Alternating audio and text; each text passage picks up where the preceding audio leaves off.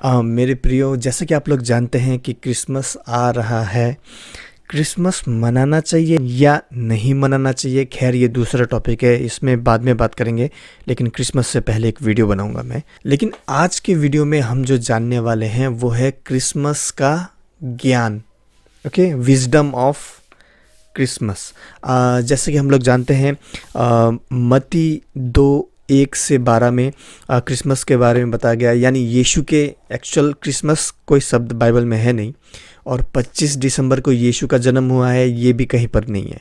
लेकिन फिर भी अभी हम लोग जैसा देखते हैं मत्ती 2:1-12 में कि यीशु का जन्म हुआ था, और जो वाइज मैन है, जो कि हिंदी बाइबल में जिन्हें क्या कहा है कि ज्योतिषी कहा गया है, ज्योतिषी। ओके, लेकिन वो एक्चुअली ज्योतिषी भी कहना ठीक नहीं होगा, लेकिन फिर भी वो सब हम आगे देखेंगे। आज हम क्या क्या देखेंगे कि जो हेरोद राजा है वो क्यों ढूंढ रहा था, और वो किस लिए ढूंढ रहा था, उसका कारण क्या था, और आत्मिक चीज़ें सीखेंगे और इस विषय में। और फिर हम देखेंगे कि जो ज्योतिषी कहा जाता है जिन्हें, लेकिन इंग्लिश बाइबल में वाइज मैन है, वाइस मैन यानी बुद्धिमानी, बुद्धिजीवी व्यक्ति, हाँ बुद्धिमानी व्यक्ति, वो आए थे और उन्होंने जो गिफ्ट दिया था यीशु को, 3 गिफ्ट दिया था। वो 3 गिफ्ट देने के पीछे कारण क्या था, तो ये सब चीज़ें आज हम जानेंगे आज के वीडियो में। तो चलिए शुरू करते हैं। पहले हम मत्ती 2:1-12 तक पढ़ लेते हैं, उसके बाद में इसमें से गहरी बातें सीखेंगे। चलिए। हेरोदेस राजा के दिनों में जब यहूदिया के बैतलहम में यीशु का जन्म हुआ, तो देखो पूर्व से कई ज्योतिषी यरूशलेम में आकर पूछने लगे कि यहूदियों का राजा जिसका जन्म हुआ है कहाँ है? हमने पूर्व में उसका तारा देखा है और उसको प्रणाम करने आए हैं। यह सुनकर हेरोदेस राजा और उसके साथ सारा यरूशलेम घबरा गया, और उसने लोगों के सब महायाजकों और शास्त्रियों को इकट्ठे करके उनसे पूछा कि मसीह का जन्म कहाँ होना चाहिए। उन्होंने उससे कहा, यहूदिया के बैतलहम में, क्योंकि भविष्यद्वक्ता के द्वारा यूं लिखा गया है कि हे बैतलहम जो यहूदा के देश में है, तू किसी रीति से यहूदा के अधिकारियों में सबसे छोटा नहीं, क्योंकि तुझ में से एक अधिपति निकलेगा जो मेरी प्रजा इस्राएल की रखवाली करेगा। तब हेरोदेस ने ज्योतिषियों को चुपके से बुलाकर उनसे पूछा कि तारा ठीक किस समय दिखाई दिया था, और उसने यह कहकर उन्हें बैतलहम भेजा कि जाकर उस बालक के विषय में ठीक ठीक मालूम करो, और जब वह मिल जाए तो मुझे समाचार दो, ताकि मैं भी आकर उसको प्रणाम करूं। राजा की बात सुनकर चले गए, और देखो जो तारा उन्होंने पूर्व में देखा था वह उनके आगे आगे चला, और जहां बालक था उस जगह के ऊपर पहुंचकर ठहर गया। उस तारे को देखकर वे अति आनंदित हुए, और उस घर में पहुंचकर उस बालक को उसकी माता मरियम के साथ देखा, और मुंह के बल गिरकर उसे प्रणाम किया, और अपना अपना थैला खोलकर उसको सोना और लोहबान और गंधरस की भेंट चढ़ाई। और स्वप्न में यह चितौनी पाकर कि हेरोदेस के पास फिर न जाना, वे दूसरे मार्ग से होकर अपने देश को चले गए। मत्ती 2:1-12। इतने में ही हम लोग गहरी बातें सीखने वाले हैं। यहाँ पर सबसे गौर करने वाली बात यह है कि हम देखते हैं कि जो राजा हेरोद है वो भी यीशु मसीह को ढूंढ रहा है। वो क्या बोलता है कि वो उन वाइज मैन से क्या बोलता है कि तुम उधर जाना, और उन्हें अगर तुम्हें पता चले कि यीशु कहाँ पर है तो मुझे खबर करना, ठीक है, फिर मैं आऊँगा। तो यहाँ पर हम देखते हैं कि जो हेरोद राजा भी यीशु के खोज में है, वो सीख कर रहा है यीशु को। ओके, आज के जीवन में अगर इसको अप्लाई किया जाए तो बहुत से मसीही, इसका मतलब समझ जाओ, बहुत से मसीही जो अपने आप को मसीही कहते हैं वो यीशु को ढूंढते हैं, वो भी सीख करते हैं यीशु को। लेकिन किस लिए? जैसे हेरोद राजा यीशु को खोज रहा था मारने के लिए, वैसे ही बहुत से मसीही आज यीशु के पीछे चलते हैं मिरेकल मनी के लिए, नया घर के लिए यीशु को ढूंढते हैं, नया कार के लिए यीशु को ढूंढते हैं, सीख करते हैं। लेकिन क्या सच में हमें इन्हीं सब चीज़ों के लिए यीशु को सीख करना चाहिए, यीशु को ढूंढना चाहिए, या फिर अनंत जीवन के लिए और एक पवित्र जीवन जीने के लिए यीशु को सीख करना चाहिए, यानी ढूंढना चाहिए। जिस तरीके से हेरोद राजा यीशु को ढूंढ रहा था, वैसे आज 99% मसीही लोग केवल चंगाई के लिए यीशु को ढूंढते हैं, सीख करते हैं, केवल चंगाई के लिए। मैं ठीक हो जाऊं तो बस प्रभु मुझे ठीक कर दे, चंगाई के लिए। केवल मिरेकल मनी के लिए, जैसा कि मैंने कहा पहले भी, केवल नया घर के लिए। और वो अपने आप को कहते हैं कि मैं मसीही हूँ। मसीहत ये नहीं है। हमें यीशु को केवल मिरेकल मनी, केवल बैंक बैलेंस, केवल घर, केवल नया कार, केवल चंगाई के लिए यीशु के पीछे नहीं चलना है। देखो, अगर एक बार के लिए आपको चंगाई मिल भी जाएगा ना, तो इसका मतलब कि आप कभी मरोगे नहीं क्या? तो मरोगे, ऐसे नहीं मरोगे ना। इस कहने का मतलब आपको फिर से बीमारी होगा। तो क्या चंगाई, कार, मनी के पीछे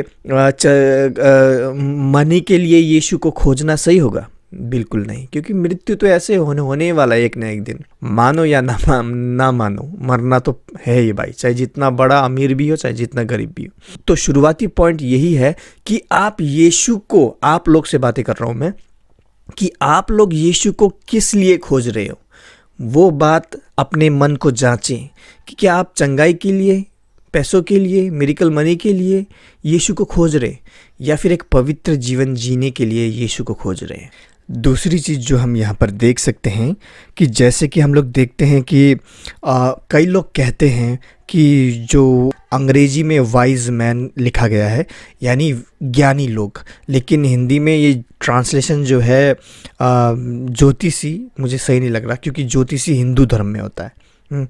तो ऐसे सोचेंगे तो फिर ऐसा लगेगा, मतलब इस ज्योतिषी शब्द की वजह से ऐसा लगेगा कि जो हिंदू धर्म के लोग गए थे यीशु को मिलने, लेकिन ऐसा नहीं है।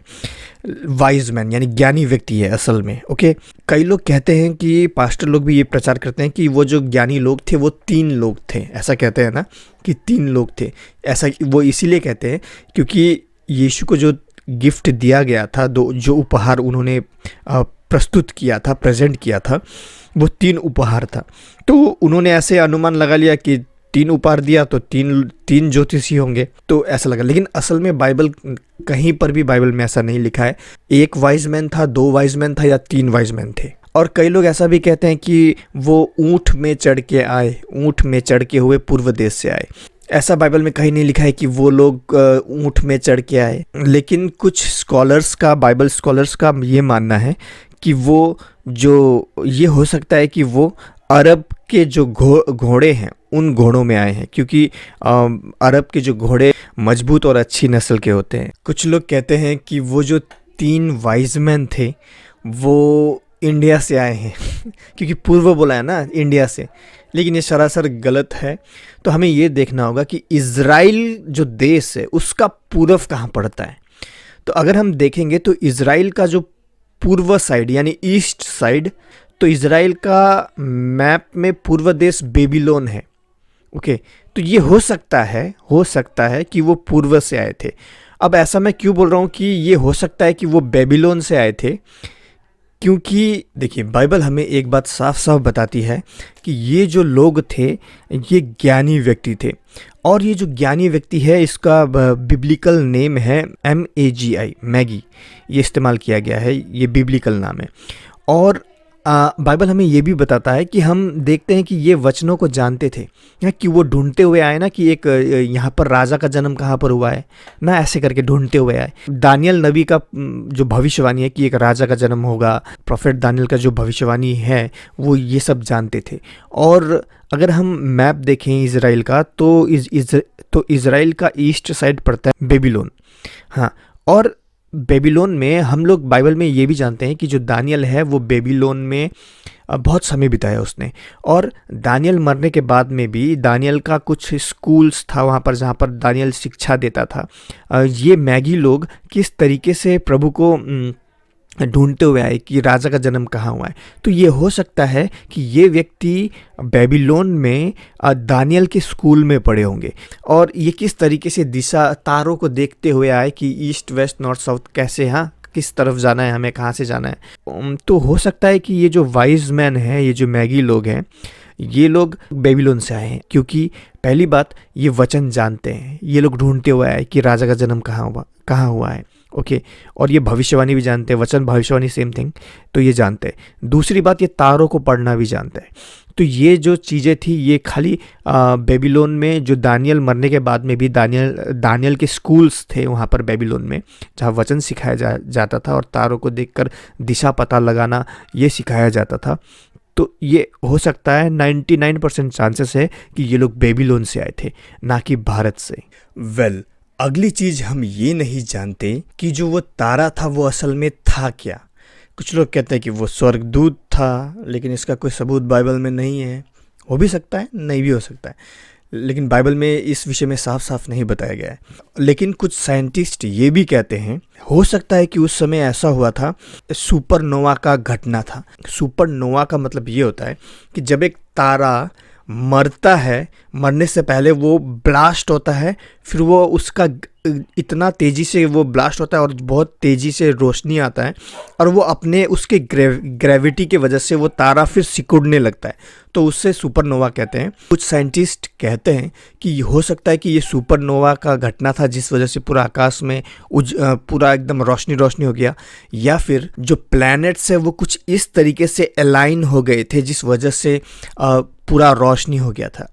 साइंटिस्ट इस चीज़ में गलत है, क्योंकि हम देखते हैं कि वो जो तारा है वो चलता है और उन्हें गाइड करता है, दिखाता है ना रास्ता, वो चलते चलते वो तारा उन जो वाइज मैन है, जो ज्ञानी व्यक्ति है उनको। तो साइंटिस्ट इसमें गलत है, ओके, क्योंकि तारा जब सुपरनोवा का जब एक्सप्लोजन होता है तब वो तारा चलता नहीं है, वो मर रहा होता है तारा, उसे सुपरनोवा कहते हैं। तो जो द विजडम ऑफ क्रिसमस ये जो वचन है, इसमें से मैंने केवल एक आपको टोटल 18 पॉइंट्स ही बताए हैं। अभी खाली इंट्रोडक्शन ही बताया है आपको। टोटल 19 पॉइंट्स आपको बताया है, सॉरी 18 पॉइंट्स आपको बताया है।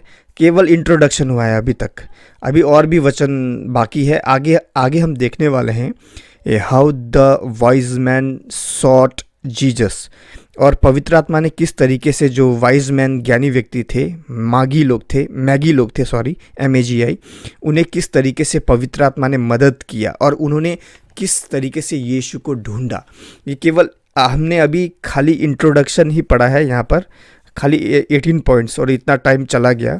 अभी और भी बाकी है, ये देखिए यहाँ पर। अभी हम फिर नेक्स्ट आगे पढ़ने वाले हैं द मैसेज ऑफ स्क्रिप्चर, हाँ, फिर दानियल भविष्यवक्ता का जो भविष्यवाणी देखेंगे, और मिरेकल ऑफ द स्टार, ये सब देखेंगे। और उसके बाद में those man were wise in what they brought him, और जो वाइज मैन थे उन्होंने यीशु के लिए जो तोहफा लेके आया था 3 प्रकार का, वो जो तोहफा था वो क्या क्या था, और उस तोहफे के पीछे का कारण क्या था, वो देने का कारण।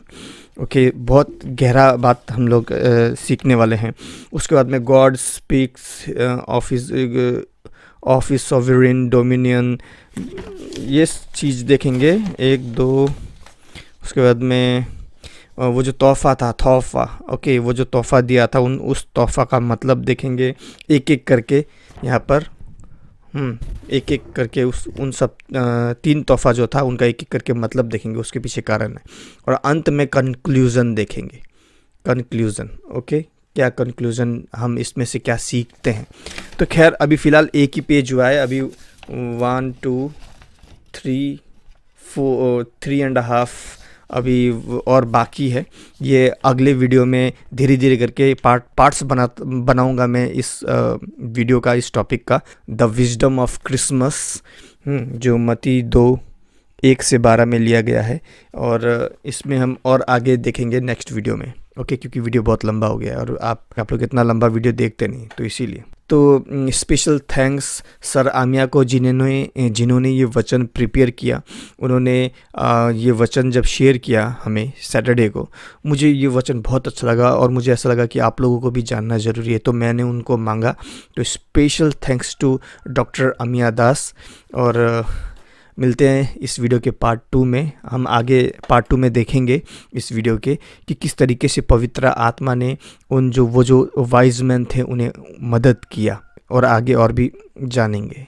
तो जुड़े रहिए इस चैनल के साथ। अगर आप नए हैं तो सब्सक्राइब कीजिए, वीडियो अच्छा लगा तो लाइक जरूर कीजिए। अब मिलते हैं इस वीडियो के पार्ट 2 में। प्रभु यीशु मसीह आप सबको आशीष दे। जय मसीह की।